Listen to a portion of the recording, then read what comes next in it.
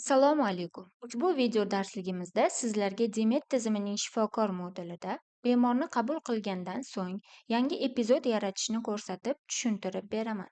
Demak, Demet tizimidan shifokor moduliga kirganimizdan so'ng panellar ro'yxatidan qabulga yozuvlar va aktiv ustiga bosamiz.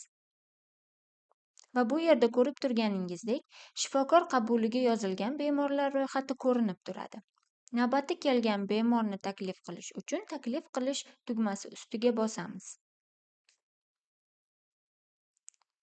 va qabulga yozuvlar oynasi ochiladi. Qabulni boshlash uchun qabulni boshlash tugmasi ustiga bosamiz. Yangi epizod tugmasi ustiga bosamiz. Qabulga yozuvlar oynasi ochiladi. Demet tizimida qizil yulduzcha bilan belgilangan maydonlarni to'ldirish shart. Ko'rikni boshlash uchun murojaat epizodini kiritamiz. Misol uchun ORVI.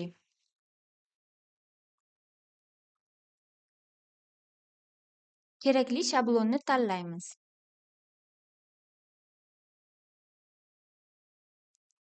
Ariza sababini kiritamiz. Misol uchun profilaktik tekshiruv yoki kasallik bo'yicha. Shablonni kerakli tartibda to'ldiramiz. Misol uchun shikoyatlari.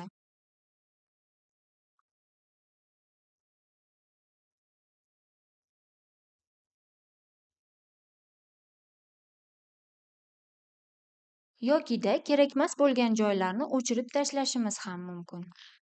Shablonni kerakli tartibda to'ldirganimizdan so'ng barcha tashxislar bo'limini bosamiz va qo'yilgan tashxisni MKB-10 bo'yicha tanlaymiz. Tashxis turini tanlaymiz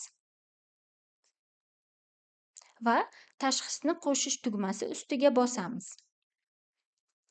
Tashxis qo'shilganidan so'ng ko'rikni yakunlash tugmasi ustiga bosamiz.